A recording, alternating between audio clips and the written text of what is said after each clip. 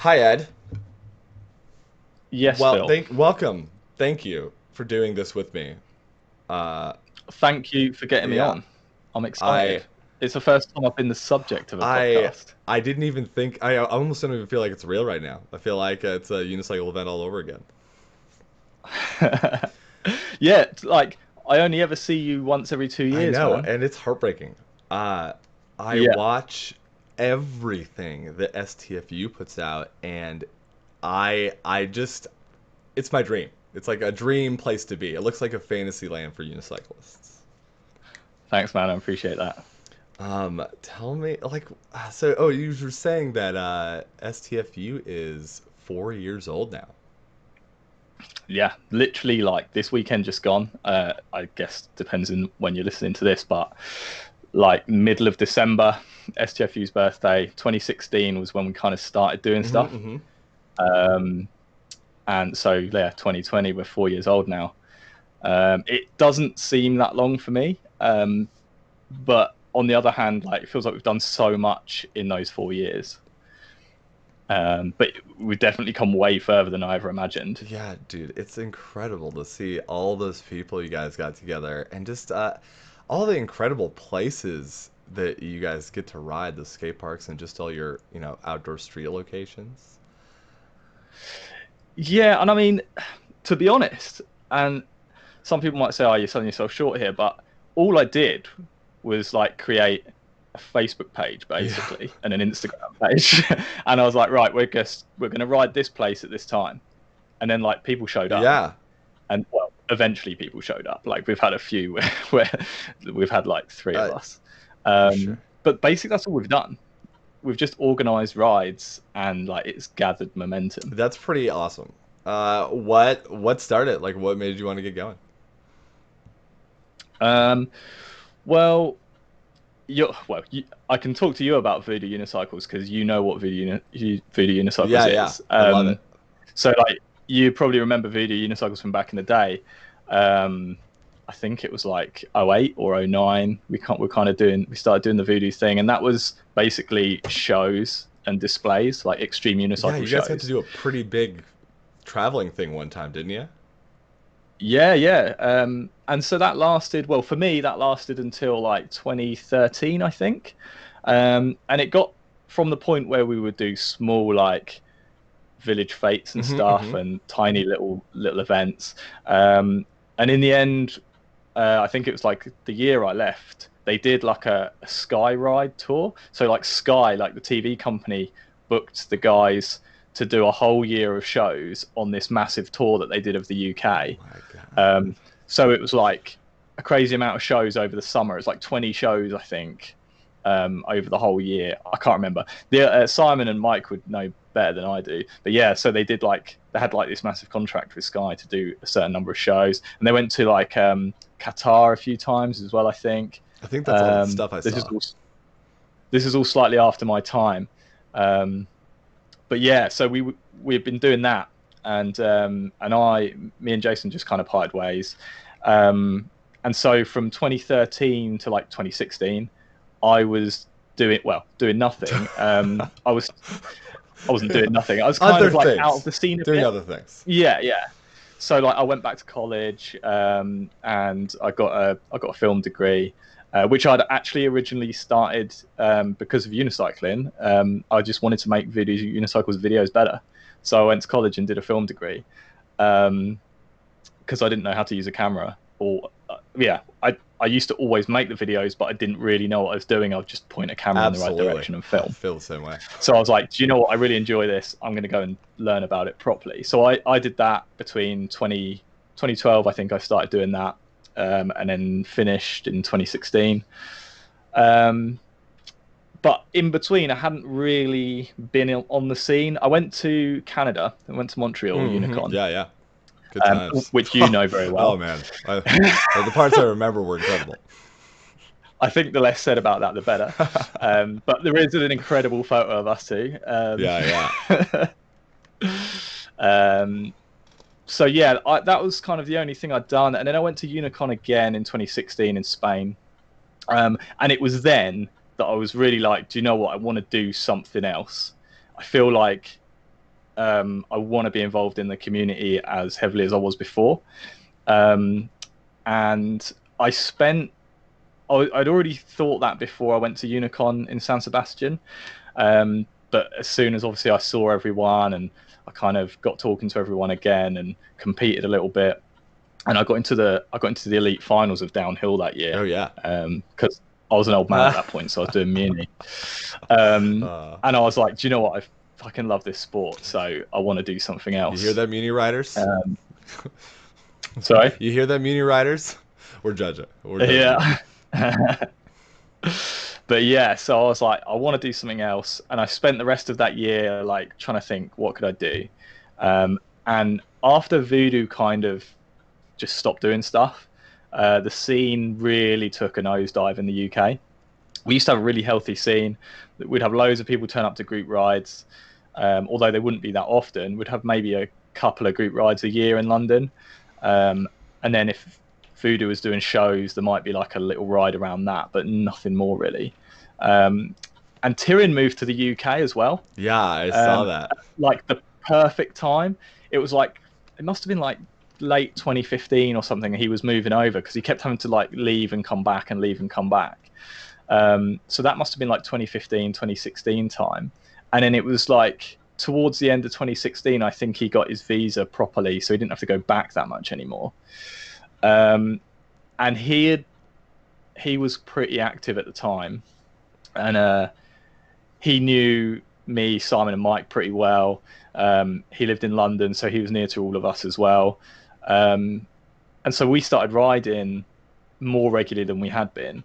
And I think it was around that December in 2016 we had a ride, and we talked about this in my podcast this past week, just gone. At Stratford International Station. It was me, Simon, Mike, Tyrion, and Jenny Rinker. I can't remember why Jenny Rinker was there, but she was just there. For the street ride, you know. And we'd actually ridden a month or so before that as well. Was it? No, we rode again on New Year's Eve that year. And we made 2 videos. And the one from Stratford turned into the first STFU video, and it was literally just a flat video because it rained the whole day. Doesn't know us. There's like a bit of a canopy over Stratford Station, and so there was like a bit of concrete that was dry, so we just rode there all day. And I think we stayed at Simon's flat in Greenwich, or it was in Deptford at that point, in South London. And so we stayed there, and then we rode a tiny bit the next day. So there might be like 1 or 2 clips of like the church at Deptford the next day. And I think it was then when Tyrion was like, we should do this more often. Why don't we hold like one ride every month? And when, like, I think we were sitting in like the pub or something when he said that, and me, Mike, and Simon were like, are you mental? No one is going to come to a ride every single month. Like, we can't even hold one ride a year and have people show up. No one's going to come to one ride every month. But he was like, well, if you have it consistently every month and just show up regardless, like eventually people will start coming. And we were like, true. All right then. So we just tried it. And the first ride was January 2017. Or was it 2016?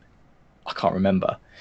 It feels so long ago, but the first ride was January anyway, because we had started this thing in December. So January, we were like, okay, new year, new us. Let's just start this thing and see what happens. So yeah, January in Brighton, which is on the south coast of England, in January. So it was absolutely fucking freezing. Me, Simon, and Tyrion travelled down together to go to this ride, and we were like, right, who's going to turn up? Who's going to turn up? So kind of exciting. No one showed up. We waited at the station for like an hour. No one showed up. Typical unicyclists. Just typical. Yeah. So we were like, all right, we're here. We may as well ride. So we had a ride. It was fun, you know. We were at a seaside town. Brighton's actually got loads of cool stuff along the front. So like the beach at Brighton is just pebbles. So it's not sandy. And there's like a front, and there's loads of bars and cafes and stuff all along the front, and there's loads of like wanky sculptures and art stuff along the front. So it's actually quite good for riding. So we spent like half the day riding along the front, until we got too cold, and then we just spent the rest of the day in a cafe. And then we were sitting in the cafe and we're like, okay, let's plan next month. Yeah. So then we planned like the next one. And to begin with, that's how we did it.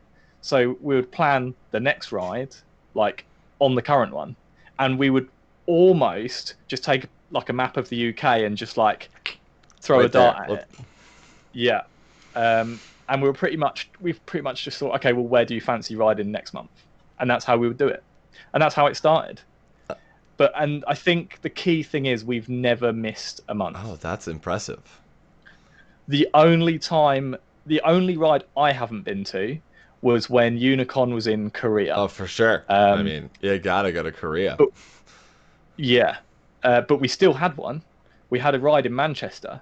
And we got some guys that weren't coming to Unicon to go there and meet anyone that turned up. And I think we had it simultaneously with the STFU street ride in Seoul.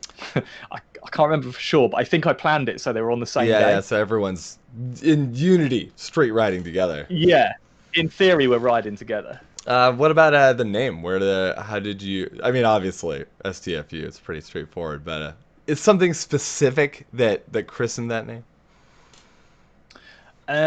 I wanted it to be. I'd learned from Voodoo unicycles that a name is kind of important, so important. Because before that I had thought like, what's in a name? It's just a name. Like you can project any meaning you want onto almost any name. So the name is almost irrelevant. That's what I'd thought before. But with Voodoo, I'd learned that if you use certain evocative words, then people assign their own meaning to it that's not necessarily the meaning you intended. Certainly. So like we used to get loads of spam with Voodoo from like religious people saying like voodoo's evil, voodoo's this, voodoo's that. And I didn't want that. I didn't want that whole thing again. So I actually spent the longest amount of time trying to think of what this thing was, because I knew in my head that I wanted to like boost the riding scene, and that's what I wanted this new thing to do. But I didn't know what I wanted it to be, like edgy, but also kind of cool and a little bit catchy so you could remember it. And it took me, I think, a year to think of the name. And it was my sister that helped me in the end. She's a linguist. And I knew I wanted it to be edgy, and STFU was kind of like an in thing at the time, but also it's street trials and flatland unicycling. Oh, it's perfect. Oh my god, it's so perfect. So I was like, STFU is so perfect, but it can't just be STFU because it's too short, and it's just like it's not a name. It didn't feel like a name, and we were like, it needs something else to kind of flesh it out and make it a full name. And I think I'd gone to visit my sister. She lived in India for a bit, and we were sitting in a cafe, and I was talking to her about what I wanted to do, and I was like, yeah, I want it to be like UK based. I want people to know that it's like something coming out of the UK. And she was like, well, just put London in. Yeah, there you go. Bam. And I was like, oh yeah, it's perfect. Like that's where most, well, at the time, that's where most of us were based, like around London. It's kind of like the spiritual home of unicycling in the UK, for urban unicycling for sure. And STFU London just sounded like a rounder name. Do you know what I mean? Yeah. It completes it. There's like a finish on it. STFU London. Blam. Yeah. So that's kind of how the name came about. Oh, man. It was very much more thought out than Voodoo. Well, and put on that all aside too. People are, you could be just shut the fuck up and unicycle. Yeah. I wanted it to have that edge, so I was like, STFU is perfect because people think they know what it means, but actually they don't. I got my sweatshirt. I got my sweatshirt, my hat, like right over here in my room. Sometimes I'm like wearing it at work, and people are like, I don't know, can you be wearing that at work? And I'm like, yeah, I can. You don't know what it means, Get out of your mind, Americans. That's exactly how I wanted people to react to it. And sometimes I do get a bit self-conscious when I'm wearing like my hoodie or like a t-shirt or something, and it says STFU on it, especially if I'm working with like a corporate client. I'm like, I wonder what they think. Yeah. Hopefully they just think you're edgy, and they're like, well, if they're edgy, I mean, they'll probably do good work. I mean, I don't want like a non-edgy person to be working with me, Yeah. And I think because you've got the London moniker underneath it, I feel like you can get away with it a bit more because it's not just like STFU. They probably look at the London and they're like, oh, it must Yeah, mean something that's that I don't exactly what it's like. understand. I'm not gonna assume I know what it means, but I'm Yeah, suspicious to say the least. yeah. I hope that's what people get from it anyway. That was kind of the Yeah. idea. I mean, I am only jealous. Like, in Spokane, for example, we have a few people who ride, and I have a club that's been meeting. We try to do weekly rides when everything isn't shut down, of course. And, Yeah. people come, but we get just a mixed variety of people who are essentially dabbling in unicycling. No judgment, people in my club, if you see this. I love all of you. Please come. But and they haven't found, I would say, their like unicycle voice, if you will. So a lot of them, there's me and another Yeah. individual who are riding a lot, but we ride multiple times a week anyway. You know. Uh, That's the dream, yeah. man. Do you? The thing about STFU is because it's like a nationwide thing and most of us are actually spread Yeah. around, it's literally like once a month. And I don't have a club local to me, so Do you? I still miss that part. Yeah, totally. Do you feel that the proximity of the UK makes it like a bit more attainable? Oh my God, I'm so sorry. I thought I silenced my phone. I have an emergency contact that can get through even if my phone's silenced, and that's who it was. So, And that one yeah, person texts you. Yeah. It's cool, man. You can just yeah, cut it. I wish. Ugh. Um, yeah, do you Um, think the proximity in the UK helps? yeah, I think that helps for sure. I mean, some we were just talking about this on our podcast earlier this week. Some people still have like ridiculous journeys. So like Sandy was saying, he had like a 7-hour train ride to our unicycle.com ride last November.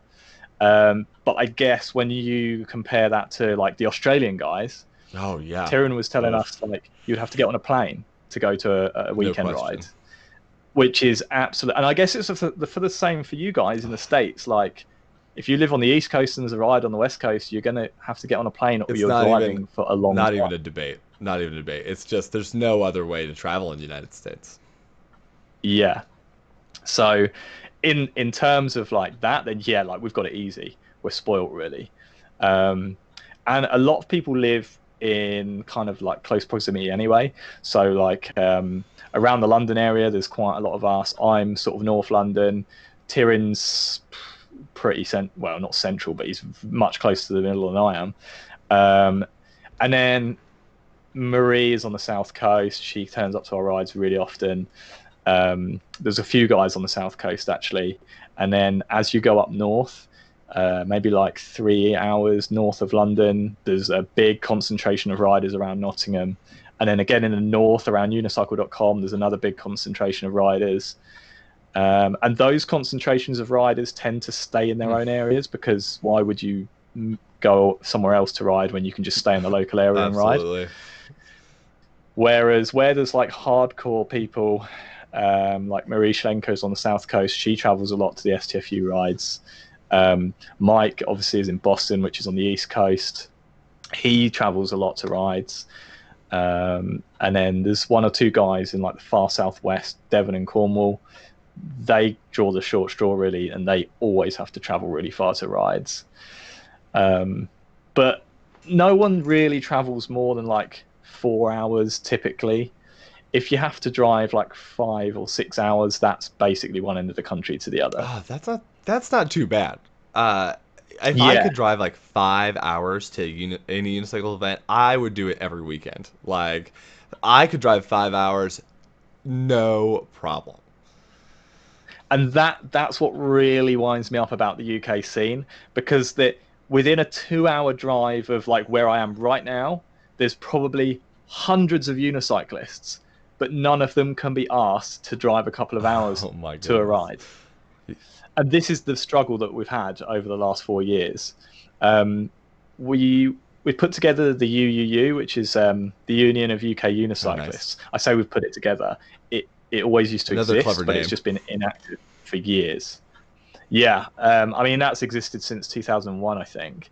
Um, but we've recently picked it up because the existing committee I just think, lost interest, Sure. which is fair enough.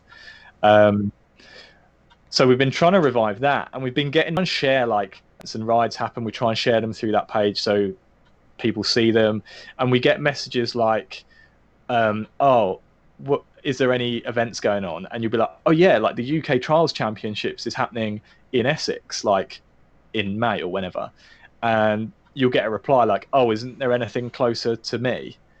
And it's like, Oh my God. it's like it's an event that you're in a niche sport. You're gonna have to travel to like, if you want to socialize with other unicyclists and ride with other people, you're gonna have to travel. You can't expect 8,000 people to be in the next town to you that ride.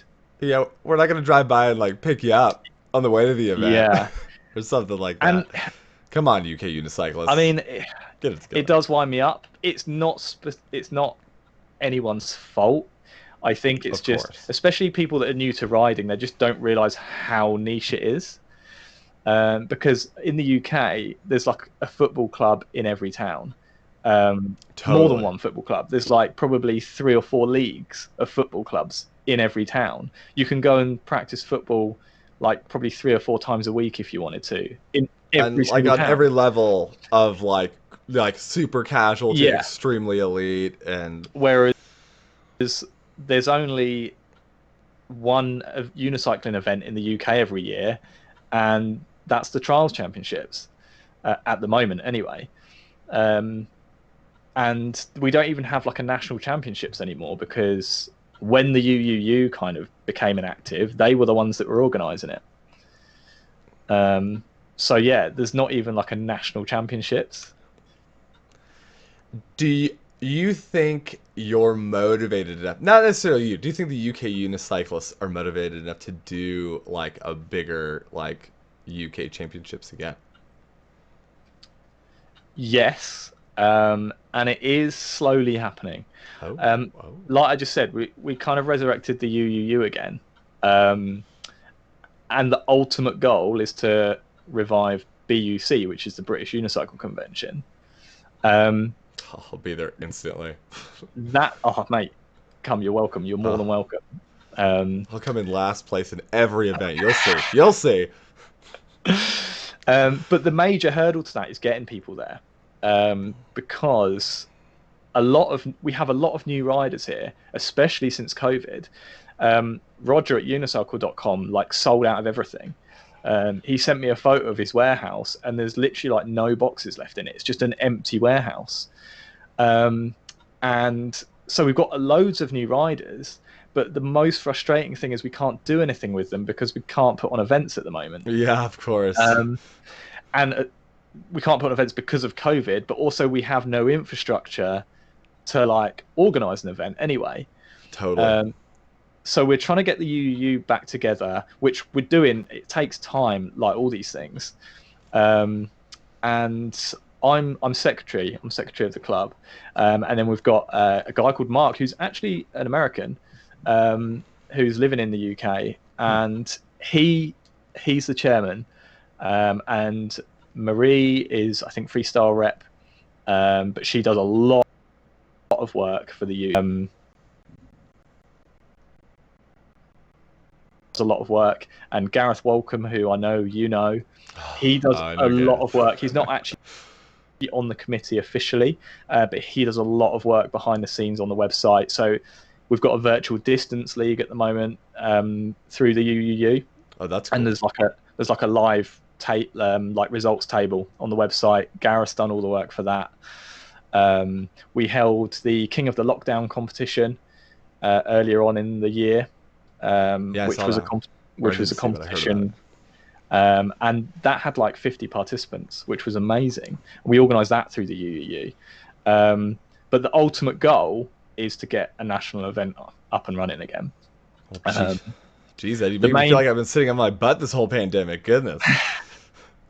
Well, from having a ride every month to suddenly going to nothing for like 9 months. I mean, we've had like 2 rides in that time, but going from one thing every month to absolutely nothing, there was all of a sudden there was like a whole group of us just sitting around, like thinking, what the hell are we going to do?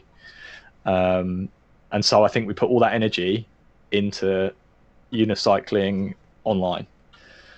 Because most of the, well, I say most, a lot Yeah, of the UUU commit STFU regulars. that makes sense. You know, the most dedicated types. Yeah, and I think the hardcore group of STFU riders are kind of getting to that age now where they want to like do something for unicycling. Yeah, Um, contribute. yeah, and organize stuff. That was certainly the case for me. I mean, I pretend to be an adult now, so I was like, do you know what? Don't we all? I can just approach a venue and say I want to do this event, and that's how the STFU Trials Championships came about. I was just like, I know a nice venue, I'll just ask them, and I'm in a position where it was somewhere I used to ride a lot. Trials, they know me, I knew them a little bit, I know them really well now, and I was like, I can put this thing on. It's not actually going to be that difficult to organise, so I should do it. And I think a lot of the people on the UUU committee are people that are of that same mindset. That's cool. Do you think it was helpful this trials place you did it at? It was outdoors, right? Yeah. And you guys have a decent amount of these outdoor trials parks in the UK. Am I mistaken? No.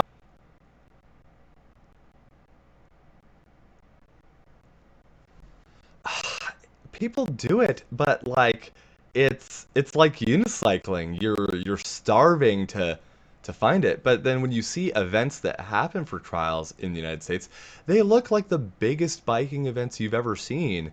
And Yeah. then they disappear and it's gone again. Yeah.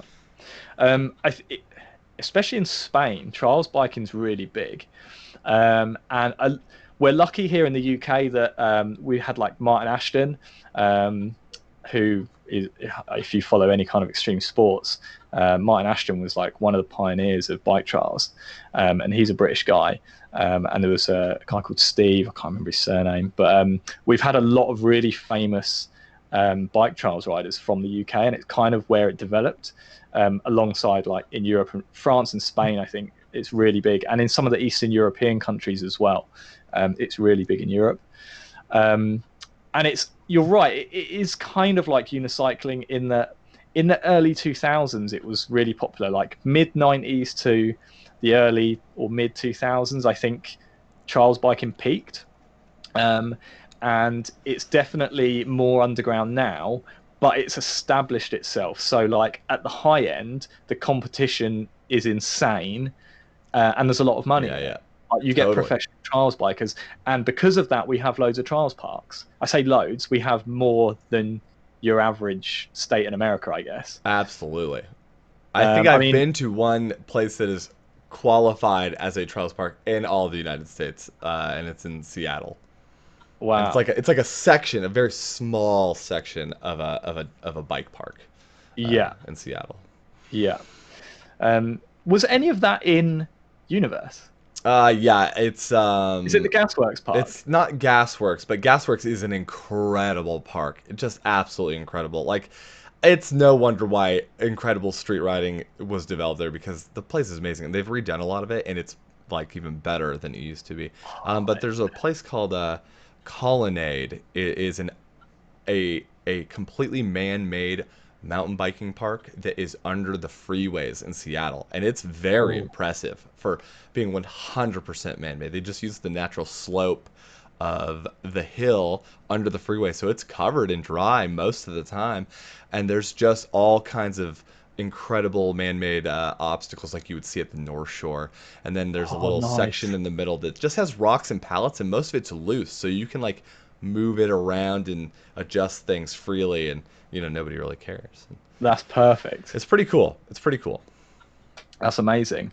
But yeah, so we've got quite a few dotted around. So like the one that we use for the Trials Championships is called Radical Bikes, and that's in Essex, which is just north of London.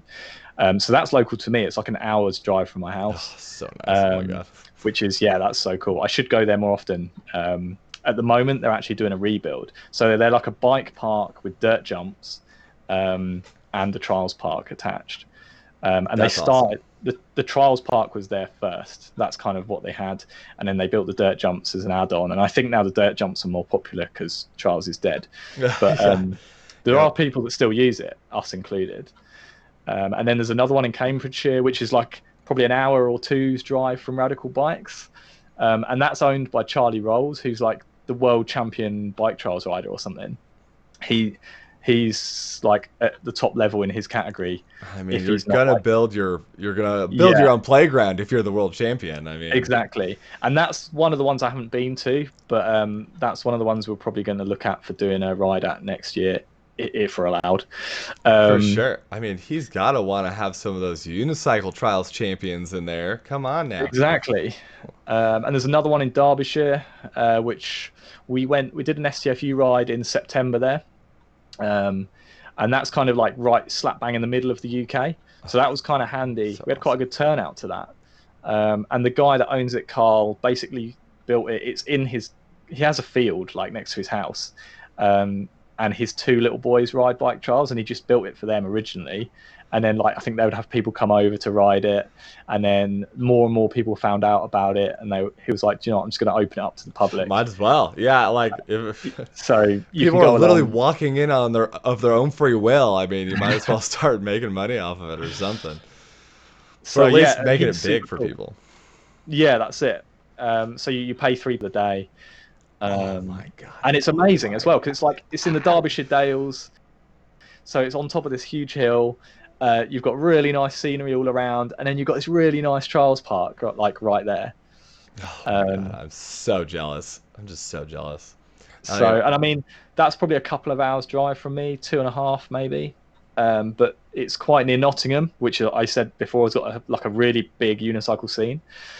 Simon Berry lives right near there now as oh well, nice. so Oh nice. it's probably less than an hour from Simon's house. So even if you drive to these locations, a long drive, you have people to stay with, people to hang out with. It's not like you're going there and you hope you run into other unicyclists. Like they are there. And And that's it.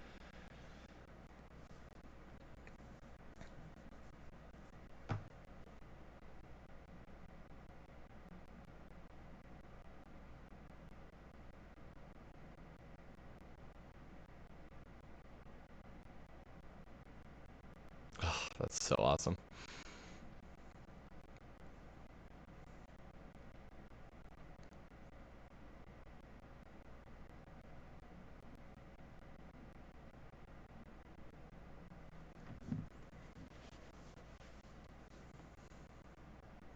Yeah, for sure. That's awesome. Oh, I love that stuff. The classic unicycle sardine hotel pack, you know?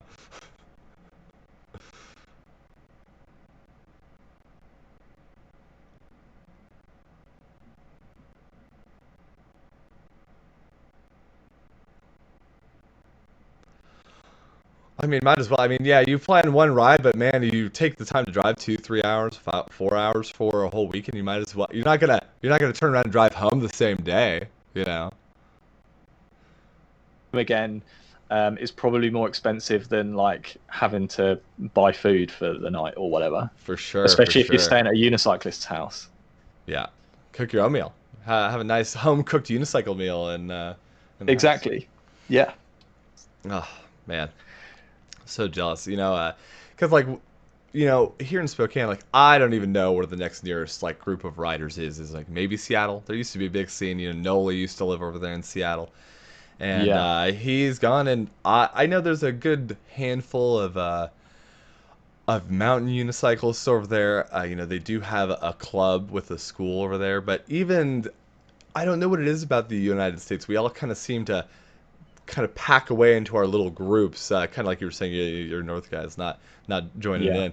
And I don't know if it's due to the size. I don't know if there's something we can do in unicycling to make these like groups communicate with each other better. But yeah, we seem so spread out. I think we have the same kind of thing. So like you get little bubbles of people geographically dotted around, and they kind of ride together, but they don't interact. You only get one or two people from that group come to all the national stuff. I think we do have that. It's probably just on a smaller scale to what you have in the States. And I guess the distance that you have doesn't help that at all. Whereas we No. do get like one or two people from each group will usually turn up. Yeah, I mean, Um, because just not Seattle is everyone. like a 5 hour drive for me. It's like that's the closest next place. Like you were saying, like 5 hours top to bottom. I like that's just the next city over for me is 5 hours, and that's if I'm speeding sometimes. United States sucks. It's so big. Yeah.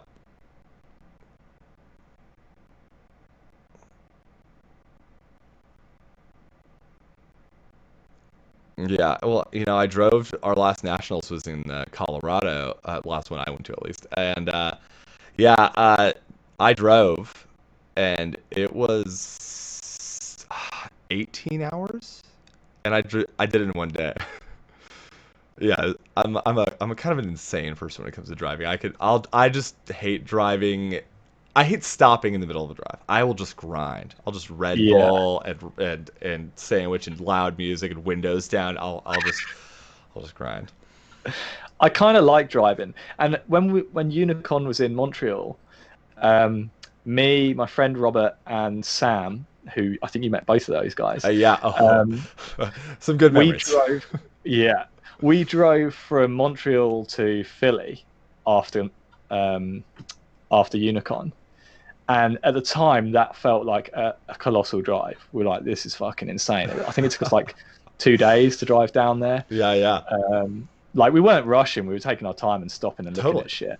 But it took us a couple of days. And then I remember looking after I got home, I looked at a map of the States and I was like, Montreal, Philly, You're like, that's fuck all. oh my God, what?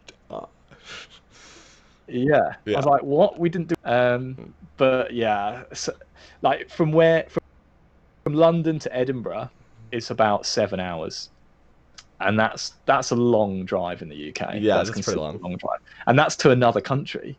Like that's to Scotland. Yeah. Um, it actually, I could go and see the Belgium guys like Tim Desmet.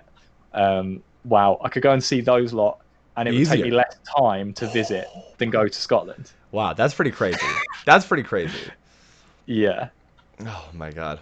we're spoilt, really. We drive to Winter Oh, EUC every year, and it takes us like 5 hours. oh, oh my God. Oh my God. Where's Winter EUC at? It's Germany, in Germany. That's right. it's That's in right. Cologne. So That's right. Cologne. Cologne. I don't know what I was thinking.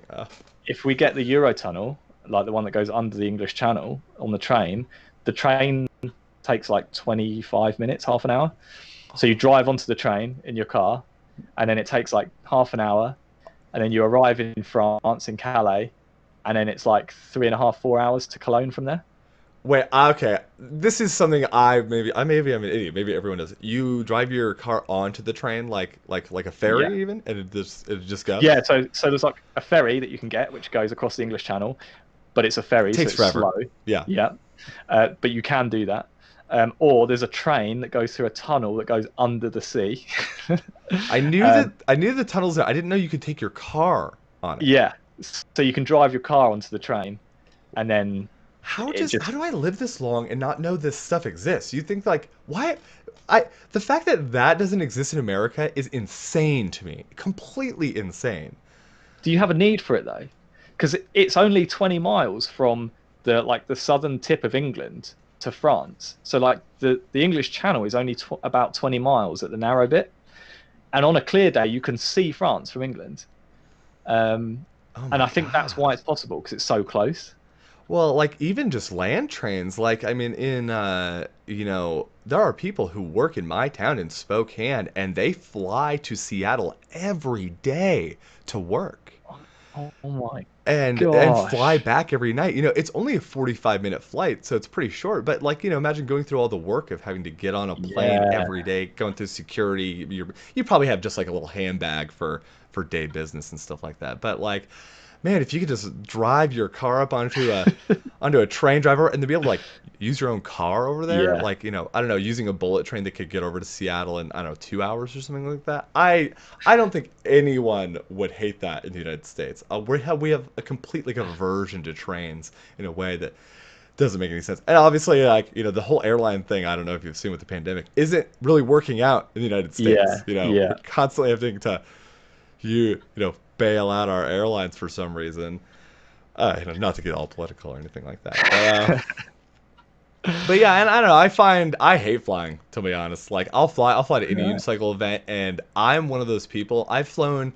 I've flown to Australia 3 times, New Zealand 1 time. I've flown to Europe twice now. I've gone to Brazil, and I just death grip my seat for the Wow. entire flight. I'm just one of those people. I hate it. I want to die every time that plane leaves the ground. I would never have put you down as being someone that's scared of flying. It's like my only thing. It's like Wow. I rock climb. Last summer I did a nearly 2,000 foot cliff with a friend, with my girlfriend, and don't let her hear that. And with my girlfriend, and I love that stuff. Heights doesn't bother me. Hanging off of a rope, literally thousands of feet off the ground, doesn't bother me at all. But there's something about being in a metal tube that I am not in control of that makes me feel so uncomfortable. I've got to be honest, if I'm on a flight and I really think about what's happening, I do get a little bit worried. I'm like, Yeah, all it's yeah. going to take is for one bird to fly through that engine and we're fucked. Yeah, Um, yeah, and there's yeah, literally nothing totally. you can do but sit there and watch it happen. If Yeah, I yeah. think things like that when I'm on the plane, I get a little bit worried, but we've all got Like, parachutes, right? So, like if I was ever on an airplane that was like getting hijacked or something like that, like I would take the bullets. Like I would get up, I would go like a crazy insane person screaming towards the terrorist, and I'd be like, I would rather literally like have you choke me out than die in a plane crash. Like I'll murder everyone on this plane than die in an actual plane crash. I don't know. That's wow. just my feelings on it.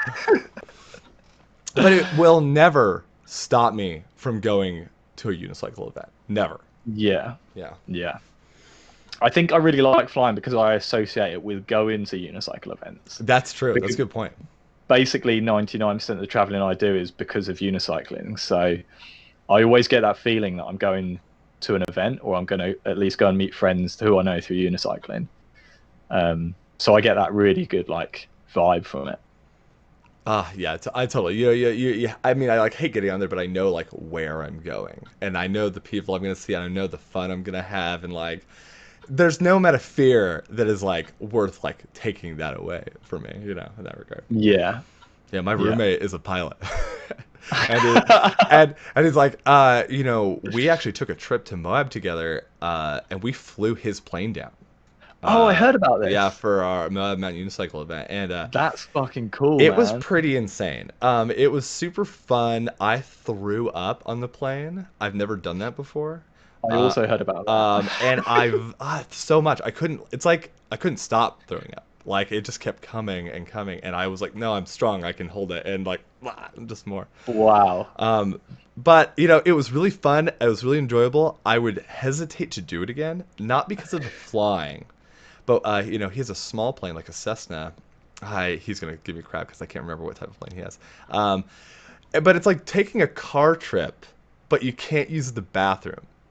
You You're know, literally stuck up there yeah, you're stuck up there. until you land. And we're two 6'3" guys, and so we're like elbow, shoulder to shoulder with our headphones on, and there's no radio, and you're flying for. It wasn't too bad. I think it was only 6 hours. But Oh my God. yeah, which is crazy.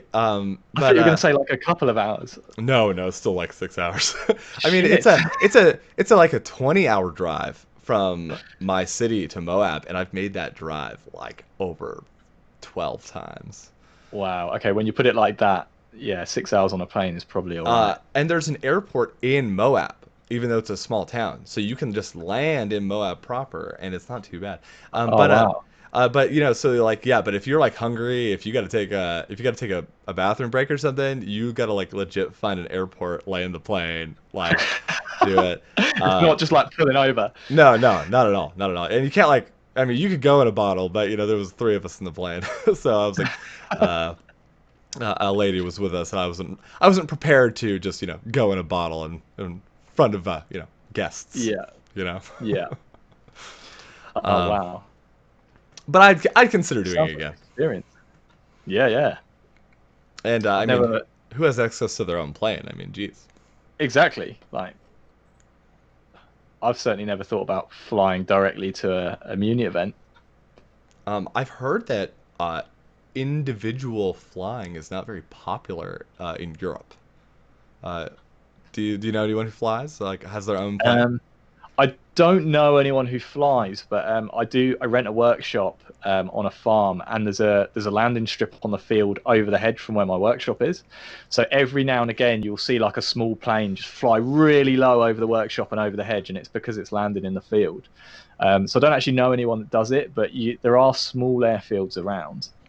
But it's kind of rare. And these days, I haven't seen a plane land there for 2 years, maybe. For sure, for sure. But yeah, I guess we just drive places if we need to go somewhere. Ed, let's just do a little bit of the standard questions, shall we? Hit me. Okay, what's your favorite trick or stunt?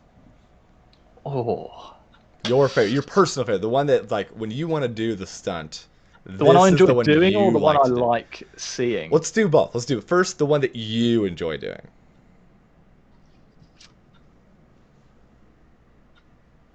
I think it's got to be just like a handrail grind.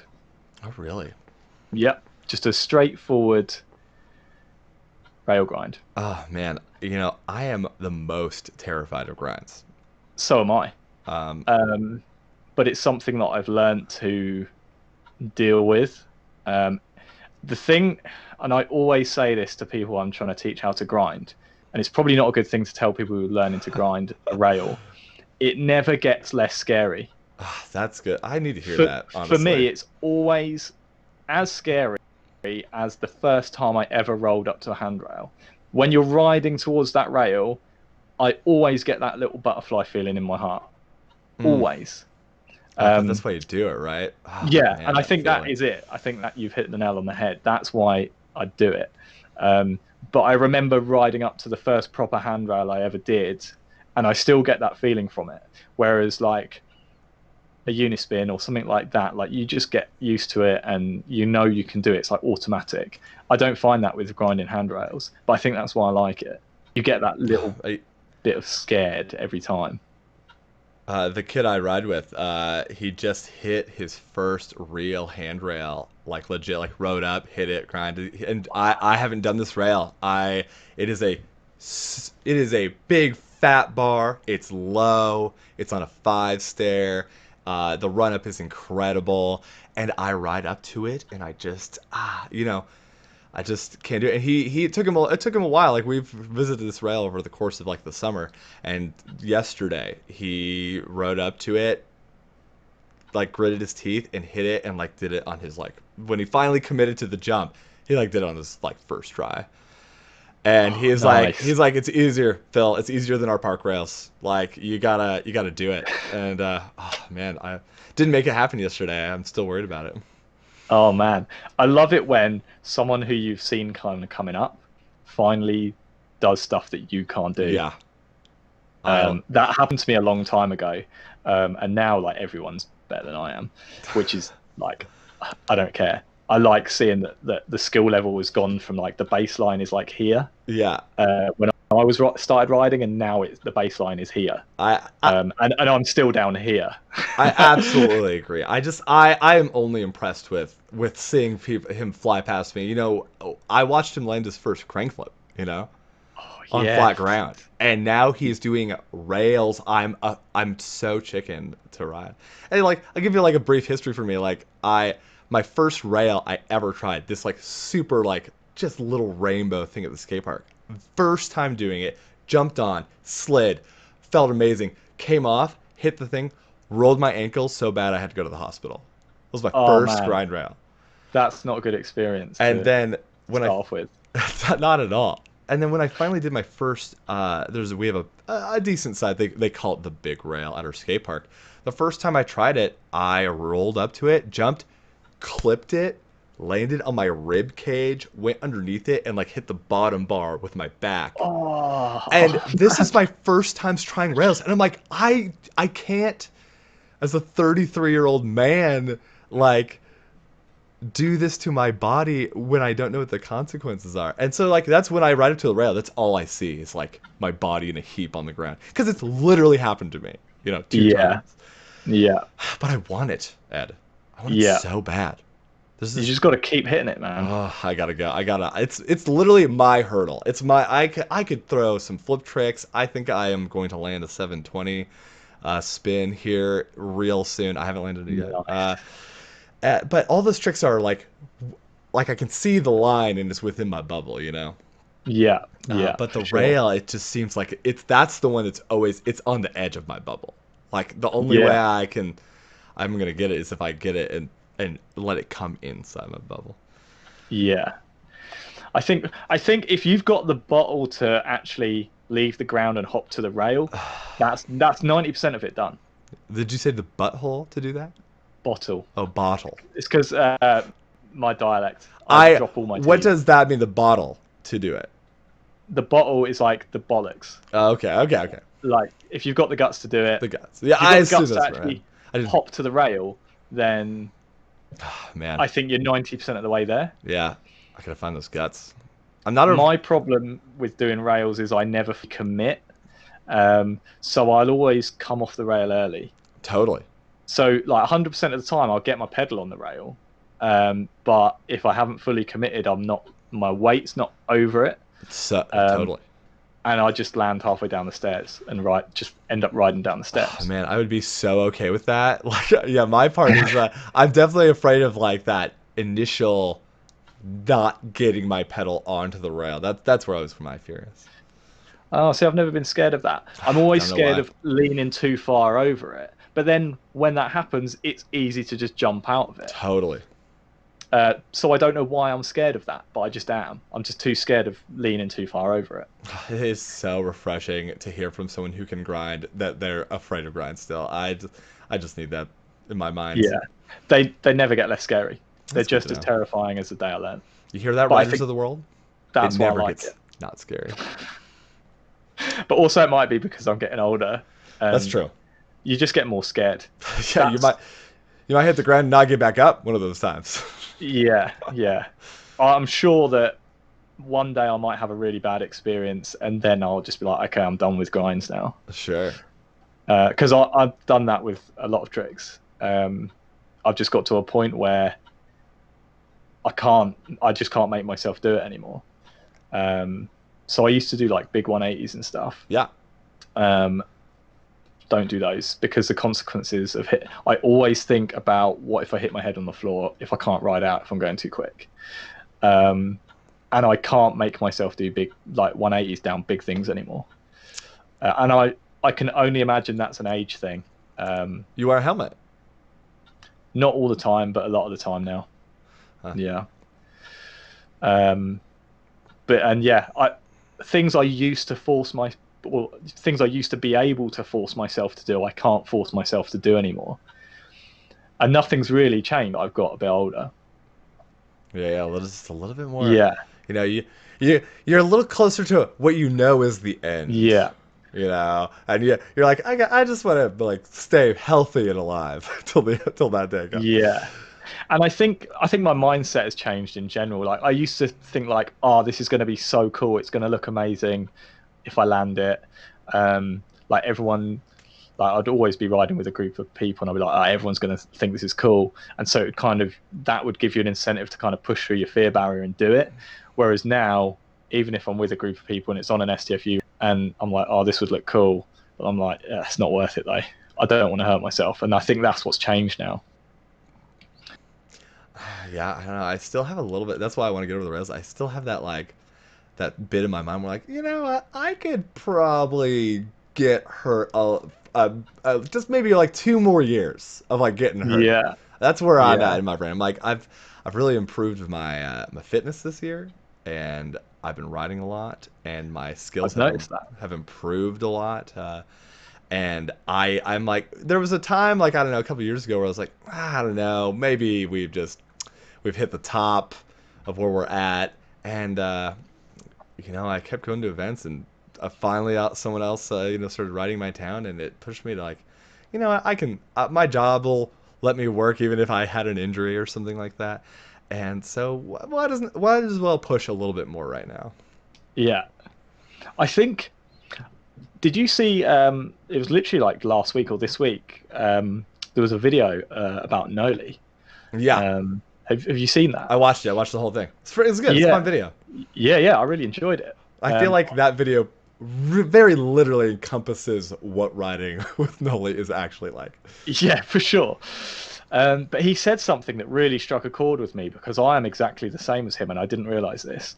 I think a lot of the reason, like these days, I will only try something if I'm almost 100% sure of it. Yeah, yeah. So if I'm attempting something, it's because I know I can do it.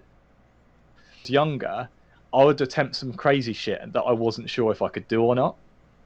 Totally. Whereas, yeah, like now, if I see something, I think I'm just better at assessing stuff, and I'm like, that's something I can ride, or I'm like, that's something I can't ride, and I will only attempt the things that I can ride.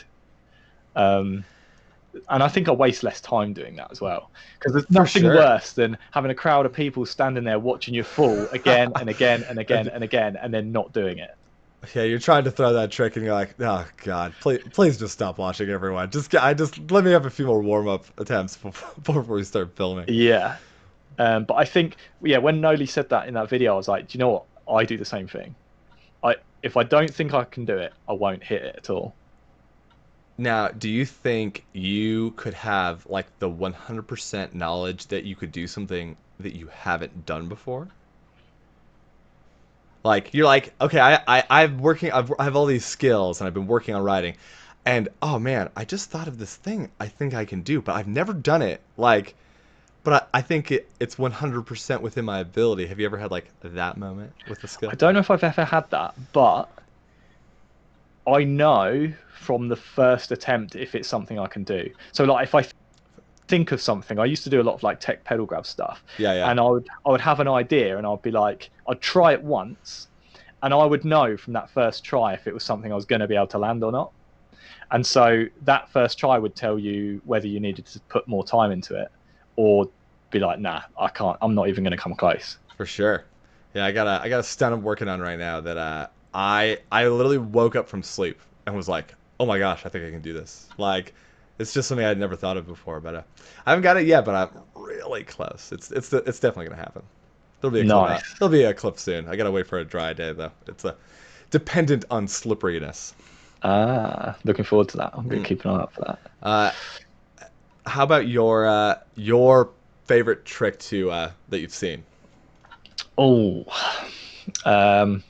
that's a big question. Or yeah, the other one we were talking about, the one where like, you know, what's your favorite trick that exists in the world that in the world? Yeah. I really like coasts. Oh, they're so cool. I really like coasts. And obviously the person that immediately springs to mind is Mimo. And in Good Religion, which came out last week. I got the video up like on the screen right now. Like the coasting forwards to backwards is insane. But also, I think it was Louis Stevens made a video a year or so ago, and it was literally just coasts down hills really fast. Yeah. That was fucking cool, and I could watch that all day. I think I just like watching people coast really fast. Maybe I have this one. I think this one might be because Ivor Christensen, he does lots of coasts as well. The one that I love the most when I think of like a coast is like the one where he like puts his foot down on it's like the do not enter sign or whatever, and he like slides with that down the slope and then like picks his foot. Oh, I just think that's like some of the best urban interpretations of like a coast I've ever seen. Yeah. Ivor does some really nice stuff, and I'm not sure if that's because coasting wasn't really that cool when I first started riding street. It's something that's kind of developed since, and I kind of missed out on that wave. I've tried learning to coast, and I've got like 2 or 3 revs before, but it's not consistent, and I have really good and bad days, and I guess everyone does. Totally. But it's not something that I've ever managed to lock in and just get and do. But I've always enjoyed trying to do it. Yeah. But yeah, it's. I think I kind of missed that boat. But now it seems to be like a standard street thing. Yeah, it's crazy. I've been working on it a lot actually. Nice. I'm getting okay. Yeah, The thing the skill I'm working on is trying to do like one rev and launch.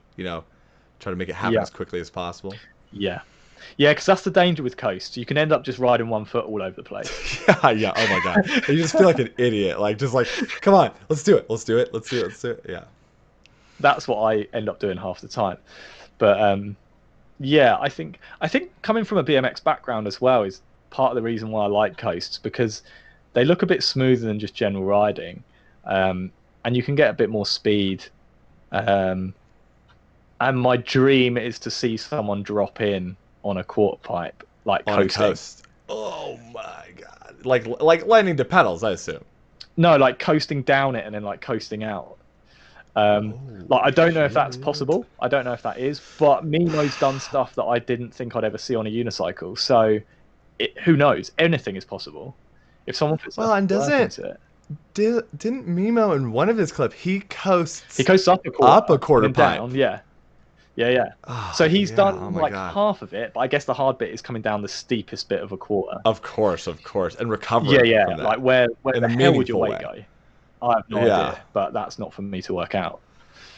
Well, and like you'd come out of it so fast that it'd be like, hopefully got a long run out into something else so you can catch it. Yeah, Oh, but that's like my dream. I want to see someone do that. That'd be insane. It'd blow my mind. Um, but then again, a lot of riding I've seen has blown my mind. that's true, especially this year, especially with Yeah, Mimo and oh god, all those guys are just landing nutty stuff. I personally even like, I don't know if you watched Alex Anderson put out a big bay flip video, yeah. I was and so happy to see him release a video. yeah, it looks so good, and like it just shows like one of the weird things about unicycling, that even like the bay flip, just that one trick can have so much diversity. And God, yeah, he's doing like bay, full out flips and stuff off of things. I'm like, what? Like, how do you even think to do that? Yeah, yeah, it's cool. Uh, and then like, I don't know, what do you think? What's Have you ever broken any unicycle parts, Ed? Mainly just cranks, I think. Oh, and pedals. I go through pedals fairly quick because certainly these days most of my riding is just grinds. Yeah, yeah. So pedals, when I'm riding a lot over the summer, it's like maybe a set of pedals a month. Um, Pedal a month. yeah, because I grind them really flat. So eventually, they don't really give you any grip. I kind of like that though. I can't ride on fresh pedals. Yeah, I So agree. like whenever I get a set of freshies, I have to either deliberately grind them on the ground so I can grind on them, or like just the first day or so is just a bad day, and everything sticks. When I get a new pair of pedals, I literally take them to a grinder. I like grind like all the big pegs and stuff off, so it's like a little Yeah, bit smoother. But I really like lots of flippy type tricks as well. So yeah, yeah. Yeah, I've broken a few cranks, like old Cox Street cranks I've cracked, and loads of tensiles I've snapped because I ride tensiles on my trials, and you they still always got end a up pair? breaking. Yeah, yeah. I've Oh got a man, set on my trials at the moment. The last set I got have lasted me a long time. I think Rob Terry gave them to me in 2013 or 2014, and I had them under my bed as like a spare set. They were like yeah, brand new, and I was like, "This is my like holy grail, yeah. I got to take brand new care of set of these. tensors." Yeah, and then I broke my last pair, and I was like, "Oh, I'm gonna have to use them." So they've been on my Yoon for a couple of years now. Yeah, Um, but yeah, I've broken a few sets of those. They always snap where the pedal inserts are, because I guess that's where the crank is thinnest. And they always snap across there. Yeah, loads of pedals. I broke seat posts when I was trying crank flips. And I've broken seat posts on Muni as well. That's where I've snapped the most posts, actually. that makes sense. You come off just a little too forward or something like that, and just Yeah, snap that seat right off of that thing. yeah. But I think that's it. I've never broken a frame or anything cool like that. Um, Bent loads of seats, Yeah, but yeah. Oh, God, I think I've broken every part of the unicycle. Yeah, Phil, you're asking an amateur. You're a pro. Oh, a pro breaking things. That's probably where my limit is. Like, I can't think. Like, man, I've snapped cranks in half. I've obviously pedals. I've smashed rims. I've broken at least two Chris Home frames, like right in half, right below the seat post. I've broken four carbon fiber seat bases. Oh my God, I'd Um, be absolutely gutted if I broke a carbon oh, base. yeah, it hurts. My wallet hurts. Believe you me. One of my wheels, was doing, I think, crank flips off of stuff, and the flanges that held the spokes started like ripping apart like a zipper, like all the way across the hub. I've actually had that myself, but not while I've been riding. Oh, I've yeah, had it was like an old Nimbus hub where I think it's got aluminium flanges and a steel um like uh axle. yeah. Hmm. Um and it was just a spare wheel I had sat just hanging in my shed, and I hadn't used it for so long. And I went to use it one day, and all the spokes had pulled out the flanges, like just ripped the flange apart, Yeah, totally. where the aluminium had just corroded and then became so weak it just busted. Yeah. And then, Um, use over time, I'm sure, too. yeah, and oh, actually, I did used to snap hubs when I first learned to ride in like 2003. Um, it was just before like the KH Onza spline came out, I think. We would still ride square taper. So I Yeah. had like an old Nimbus Trials, and it was just like basically had a creepy crawler tire on a Nimbus 2 unicycle.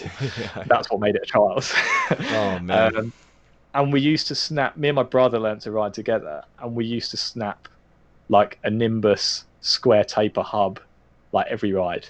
So we'd Ah, go out like at the weekend, snap a hub, like buy another hub with our paper round money in the week, get it delivered, build the wheel again, snap it the next weekend, rinse and repeat. that's I snapped loads of those things. That's so awesome. Yeah, my first real unicycle was uh, the first generation Chris Home unicycle. It was like the Summit unicycle that then became like the black Like the black one. steel like Chris Home unicycle. Yeah. And the year before I got it, our brand, the brand that's like the cheap unicycles in the United States, is Torker. I don't know if they have Torkers over there in the UK. I remember, yeah, there was well, I guess, I don't know if it was before memes. I don't know when memes were invented, but there used to be that meme of the Talker, the DX or something going around Yeah. on the unicyclist.com forum. Yeah, yeah. Oh, classic. But the year before I got my Chris Home unicycle, I broke. I don't know how I did this. I must have had a job at the time, or been working for money, because I broke, I think, 8 Torker unicycles in 1 year.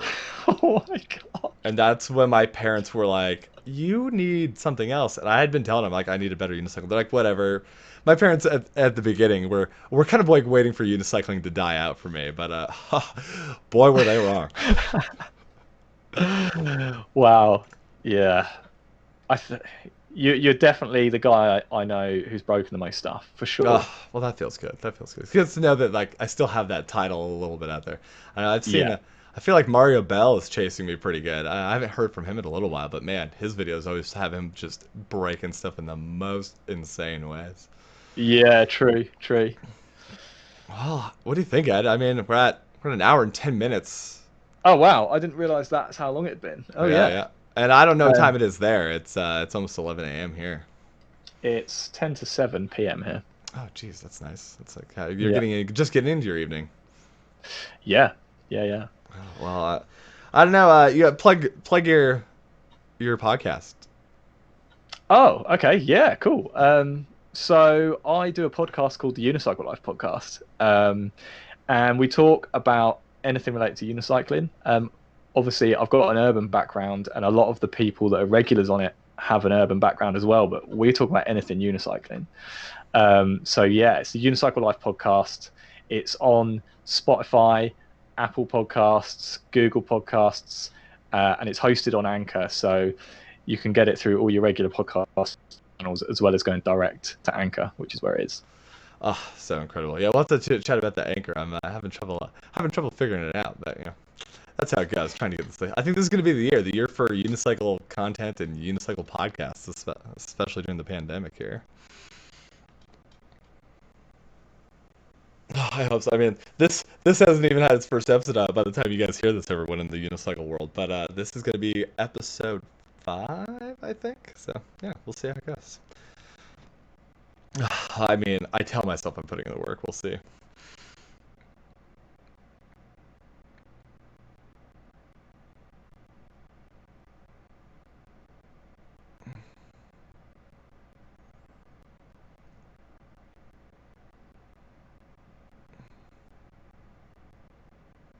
Yeah, yeah.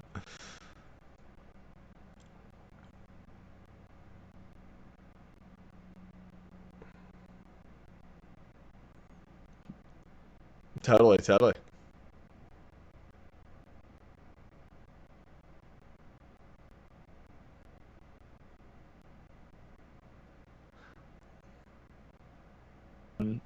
Is going to be a follow-up to an episode we did around, I think, September 2020.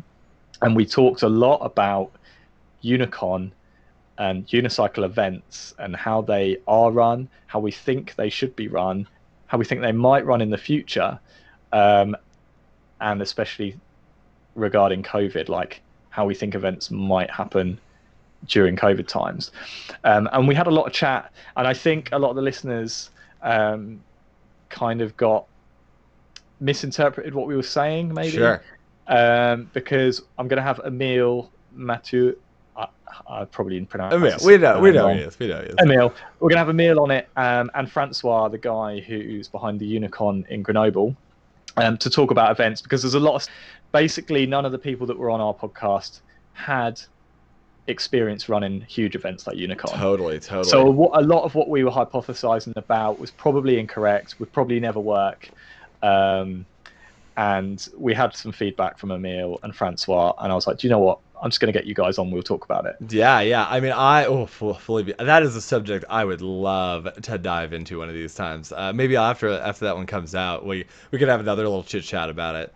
Yeah, I'd love to be back on. Yeah, I think the world of unicycle competition is like complicated in a way that sometimes riders don't understand, because there's so much space between the events, and people who get dragged into them are usually new to working with events or even hosting it sometimes. So for sure, yeah.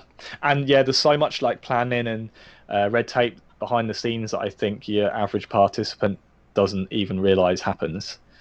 And even to people who have organized events in the past, like myself, I've done like small national stuff, and I've done EUC Summer 2019. That was like the biggest thing I've ever done. I've been a director for events for like EC, which is the European Championships.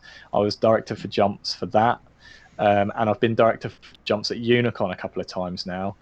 And that's reasonably big, but it's nothing like doing like an entire Unicon. Absolutely. So I've got some experience, and I can kind of experience when I talk about events. But obviously, when you go up to the next level, like a tier above the events directors at Unicon, then it's like next level, and I don't have that kind of experience. And I think that's where like Emil and Francois were like, you have no idea. And I was like, do you know what? I don't. I believe them. I was a trials director for one nationals that took place in Seattle, and it was so much more work than even I was ready for. A lot of work, and it was easily 10 times more work than I was expecting. And man, like it's the difference between going to an event and having fun and riding, and going into an event and running it and not riding the entire time, because you are just not riding, not sleeping, not eating, not doing anything, just organizing, just pulling your hair out, hoping you get stuff done in time, keeping stuff moving while the event's actually happening. I think remember this, unicyclists, whenever you go to your next event, when we say we need volunteers, we need help. Volunteering is the number one thing you can do to help events directors. You do not realize when you're volunteering how much that means to the event director. It's literally like the most useful thing you could do is just turn up and be like, what can I do? Yeah, it should go in and get them a bottle of water. Like it could be, save them that 5 minutes they need. Yeah. If I'm at an event now and I'm not organising or involved in the organising, I'll always volunteer, because since being an events director, I realise value of it. And it's literally like events run because of volunteers. Yeah. And I think someone who's not volunteered before, or someone who's not helped to organise or run an event before, just doesn't know that. Just doesn't realise. I know for a lot of us, like our unicycle events are sometimes our vacation, our actual break. But you know what? Party a couple of those days, and after party, just take a break. Just take a couple days to help out with a couple events, and party hard afterwards, or party when the event, all the work is done, so to speak. That's it. Yeah, I mean, even like an hour. Yeah, even an hour. Go and get him. Go and grab the pizza. Bring it back over. Yeah. Yeah, man. I like doing it, but it does take a lot from you. It does. But you want it to be better. That's why you do it. Well, that's it. Yeah. And I think, going back to my podcast, a lot of the things that you think are going to work in theory actually don't work in practice with events. I believe it. And we were hypothesizing about how we can hold events with COVID, and maybe downscale events and split disciplines and things. Basically just throwing ideas out. And I think that's where like people got a bit confused about what we're actually suggesting. We weren't saying like events should be like this. This is what events should do in the future. Yeah, you're just saying make more events, more new events that have a different concept behind them other than what we currently are using with like our Unicon and our national events. I thought I understood that pretty well from listening to your podcast.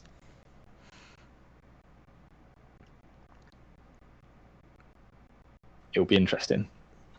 Oh, that's a podcast between us all by itself. Yeah.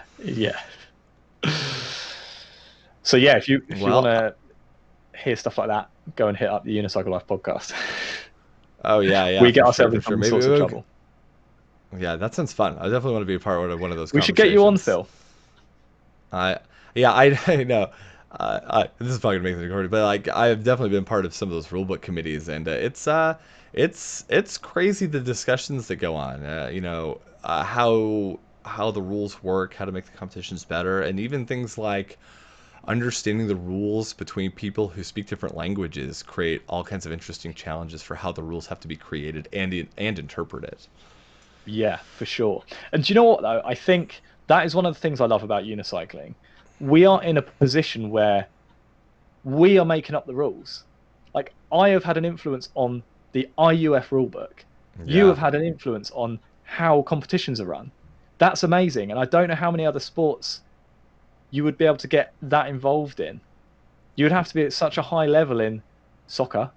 Imagine like having a say in how they do like the world. I don't watch football. The world championships for football. I don't know if that's a thing. But imagine that. Like, you would have to be so high up, whereas me and you can influence how the world championships of unicycling are run. Absolutely. Like, the unicyclists who are listening now, you think you can't be a part of this? You can. Like, we need the help too. Like, people want to hear everyone's input, and we're ready to hear you fresh. Wasn't even in the rule book until like last year. Yeah. It's just part of just general urban riding, Crazy. Yeah. And that's why I love this sport, because you can get as involved in it as you want, and it's still new and it's still growing, and we're still working out what works and what doesn't. Absolutely. Ed, I think it's time for me to at least to end this recording. Yeah, man, I'll let you get on. Yeah, it's been great having you here. Thanks for having me on. It's really good to talk to you again. Yeah. Too long. I feel like I thought about doing this a little bit more, but I'm glad that we finally started having these conversations between us. Yeah, man. It's fired me up to get other people on my pod as well, because this is easy. So it's easy. It's easy. More. And there's no reason why we can't be generating more of this content, having more of these conversations. That's it. Totally. I'm with you, man. Thanks for having me. Yeah, yeah. Thanks for being here, Ed.